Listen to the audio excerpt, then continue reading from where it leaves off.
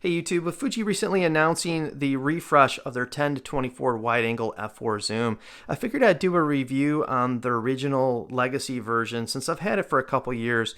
Before I get started, and this is my second or third retake, so I think this is my second class now. Elijah Craig Small Batch. It's pretty good whiskey for a reasonable price. I think this goes for a little less than $30, but you can get it on sale for $26, $27 if you have coupons. So again, if I'm slurring my words, you guys know why. Let's get into this lens. Now, this is my least favorite Fuji lens purchase that I've ever made. I haven't sold it because I still have hopes that I'm going to use it. So let's get into it. Let's look at the lens first, and I'm going to tell you why I haven't used it. It's a 72 millimeter filter length, and I normally don't talk about the filter length too much, but this lens, you're probably going to use an ND filter because it's a landscape lens. So 72 millimeter is a good size because it's not too big, not too small, reasonably priced. A lot of times the 72 millimeter goes on sale. I know B&H just had a Tiffin variable ND filter on sale, and the 72 millimeter was like the cheapest of them all. It was like 50 some dollars. So you can look and you can get some deals on a 72 millimeter, which is great. And this is my biggest one, so I usually step down. I purchase the 72s and then I step down if I want to shoot it on a smaller filter size. One of my gripes of this lens, guys, and it's going to be the same for the new one, is the size and weight. It's not like crazy heavy or crazy big, but it's too heavy and too big for what Fuji shooters like myself want. What I think they should have done is did what Sony did. I had the A6300 in their 10 to 18 f4. Great lens, optically brilliant. Autofocus was just top notch, and it was small. That damn lens probably came up to where this ring is right here, where the extra focal length doesn't buy you anything. If you're having this lens on for a walk around lens, I bought this lens for 3 reasons. One is a walk around family do it all lens when I'm on vacation that I can shoot video, flip, and go into like a landscape handheld mode, like walk around downtown Chicago and a couple things like that. And second was real estate photography, and third was landscape. And I'm going to talk about all 3 of those in a minute and why I hardly ever use this lens. So for one, size and weight, I think it's not overpowering. I'm not being a little sissy whiner, but it's too big for the Fuji system. If I want to shoot full frame, I'm going to have a full frame camera. One of the reasons I like Fuji cameras is optically and the colors and the size. And this, to me, it's too much for what it is. This lens is not weather sealed. That's one of the things they've addressed on the version 2. A lot of landscape photographers have complained about that for years. This is a landscape lens, but it's not weatherproof. Me, it never bothered me because I'm a fair weather photographer. If it's raining, I'm not going to sit out in the field. The camera's going to be in my bag, or I'm just not going to go out. And if it's raining the next day, well, I'm going to have to come back in a couple of years because I'm still not going out. If you're a hardcore landscape photographer, yeah, that would probably piss you off, and that might be a reason to get the version 2. The aperture ring, it's got an aperture ring, but it's like the 18 to 55 or the 55 to 200. You turn it one way or the other way, and you can see it digitally change on your screen, but it's not indexed like this is the 35 millimeter f2. So you could visually see if it's on f6 or f4 or f2.8. I like this, but it's not like the end of the world if it doesn't have it. The version 2 also addressed that. Autofocus, it's not bad. I have not had any complaints on the autofocus for photography. Video, it's kind of sucked. I bought this lens thinking I'd walk around with my family on vacation, and for photos, for stills, the autofocus is fine. Video, it kind of sucks. You think that the 10 to 24 being a wide angle zoom would be like the best autofocus. I know that the Sony 10 to 18 is stellar. This, not so much. On video. Photos, it's fine. So the other problem I've had with this as far as a walk around family lens is the f4. This is an APS-C camera. One of the things that Fuji has in its arsenal is the primes, the lower aperture, letting a lot of light in for an APS lens. Yes, it has optical stabilization, so that is a perk for this lens if you need optical stabilization. But this is more of a landscape lens, and it's going to be on a tripod, or if you're shooting real estate, it's going to be on a tripod, and you're going to have it shut off. I shoot people often. More times than not, I'm shooting people within my photo. Even if it's a landscape photo, it's still got people in it. So my shutter speed is still above 160. So optical stabilization doesn't do me much good. And when light starts to go dim or I walk into a building, f4 really hurts on the Fuji system because you're talking about bumping your ISOs up, and I prefer to stay under 1600. I'll shoot 3200 if I have to, ISO that is, but I like to stay under 1600. That's tough with f4. If you compare it to an f2 even, right? That's 2 stops. So there's f2 and that's f4. That's 2 stops of light. So what is 2 stops of light? So if I'm walking into an interior building, that means that with this lens, I'm going to be shooting 6400 equivalent with the whole shutter speed thing, where on the f2 lens, I'll be shooting 1600. So you see how that's a huge difference for me. But with the primes, one of the problems I've had with the primes is if I'm shooting video, because I pop between video and stills, is it's horrific on the micro jitters. If you're hand holding a prime, it's just unusable video. That's why I pre-ordered the XS10, because hopefully I can have the best of both worlds. We'll have to wait and see. So that's my number one was a walk around lens. That kind of was a failed attempt because, again, video autofocus not the best, and then the f4 just not great. Not a lot of light, meaning I have to bump into ISOs when I go inside somewhere. Close focus is not great. If you want to get close in the wide angle and get up to something and shoot and have that cool look, this isn't the lens that's going to give it to you.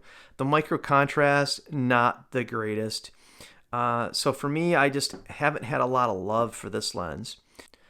2 is landscape. I have had aspirations to be the guy that gets up, we go on vacation and get in the car or walk to a site and set up my tripod. You see these guys on YouTube, they're camping in their cars and shit. And I think it's great. I never done it. Call me lazy, call me whatever. But the closest I've come is we went to Fontainebleau, and some unfortunate events happened, and we got a suite. And I was on the balcony, and I actually set my alarm and got up early, and I did some time lapse of the sunrise, which was awesome. And I want to do more of it, but I'm not that guy. I'm not that guy that's going to get up early and drive up a volcano or hike 4 miles to do the picture. Maybe someday. I'm just not there.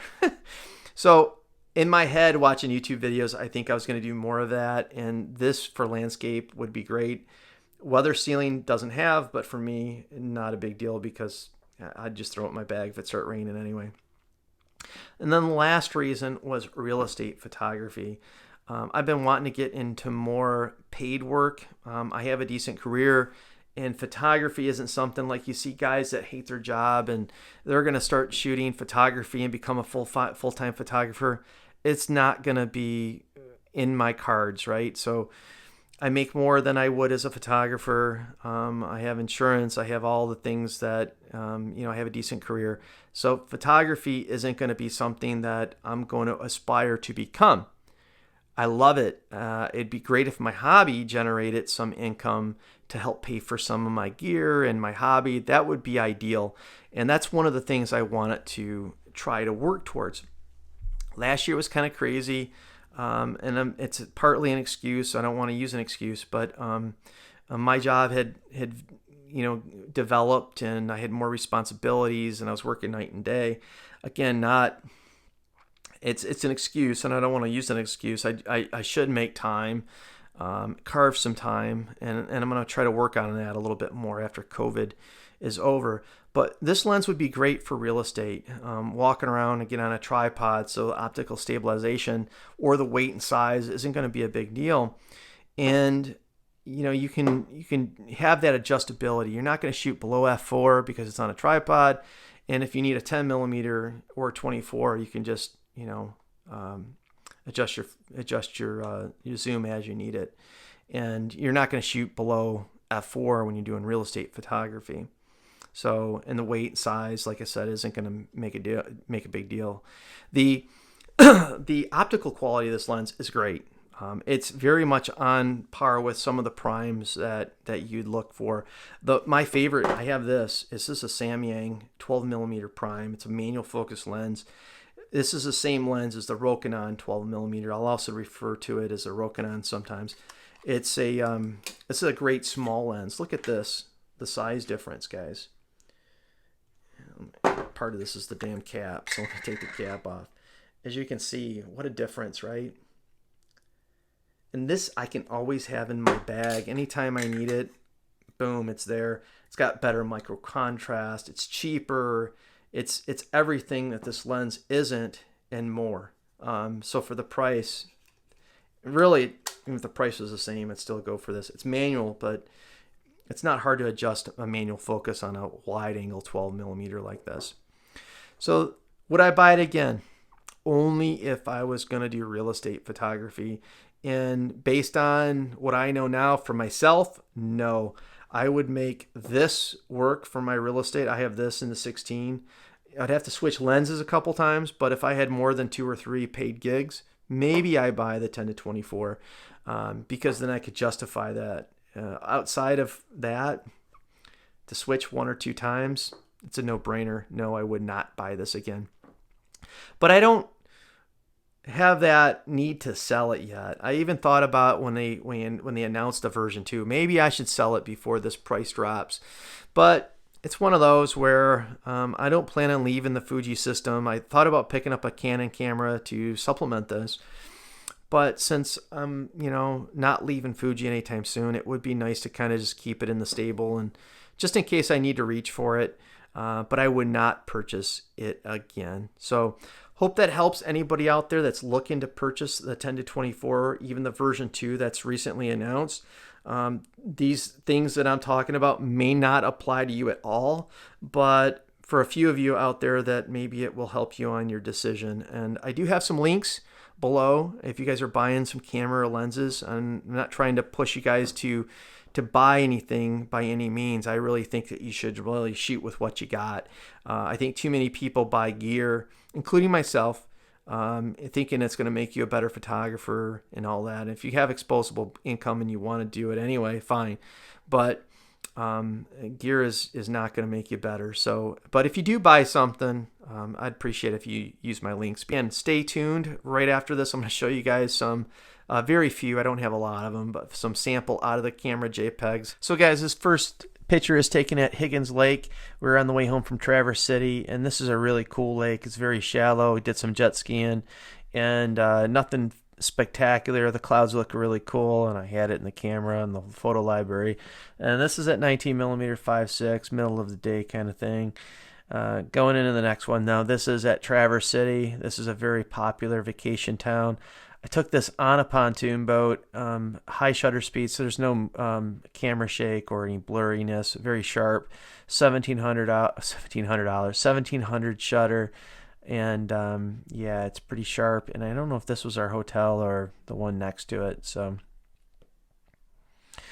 winery, they had a ton of wineries in Traverse City. This was actually the only one I liked. A lot of the Traverse City wineries, they're like $20, $30 for a bottle of wine, and it's like a $5 cheap, crappy dollar bottle of wine. This one had a delicious Cabernet. It was the only one worth picking up a bottle. So, this is 13 millimeters, not at the very widest, but it's still pretty wide. Inside another winery, this isn't the same winery. You can see this is at 10 millimeter For whatever reason, I shot this at 1/70. I never shoot people that low. This lens has image stabilization, but I would typically never shoot. I just got lucky with this where the people aren't blurry. ISO 3200, and I don't like to go over that much. You can see I have some distortion on the sides, and that's normal for a wide angle at 10 millimeter focal length. So yeah, I'm surprised I didn't bosh that one up. Now this is a portrait at a 10 millimeter wide angle, middle of the day, not great light or anything like that, but I was just, quick shot and working with what I had. And yeah, so I had a few pictures, but it was very sunny, and it was actually bothering her eyes. So it was one of those hurry up and get it over with kind of things. And sometimes a wide angle, when you're doing a portrait with a lot of the landscape, you're trying to get it in. And again, I purposely did 10 millimeter here and kind of got up close just to try to see if I can get some of the background. And this is again at the winery still. Parents, step back a little bit, longer focal length, 19 millimeter, still wide, but not that up close, 10 millimeter wide. And I bumped up to 5.6 because there's two people. F4 could have done it as well, but again, I'm trying to get some of the background. Inside a house, I'm switching over to graduation party, dessert table, and I did this on an angle. Not a great picture, but you can see you got some distortion, 10 millimeter, ISO 1600, 1/125, and moving to a longer focal length. Now this is on the other side of the focal range, the 24 millimeter. So you're creeping up into the more of the portrait type of, if you want to even consider a 24 millimeter a portrait length. But as far as this lens, it's doable.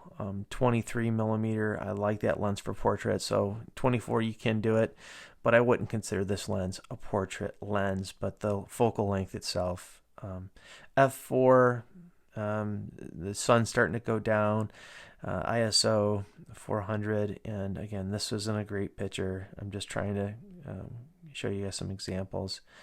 Kids playing, very similar. I think I shot it at pretty much the same time, and you can see another 24 millimeter portrait type of length.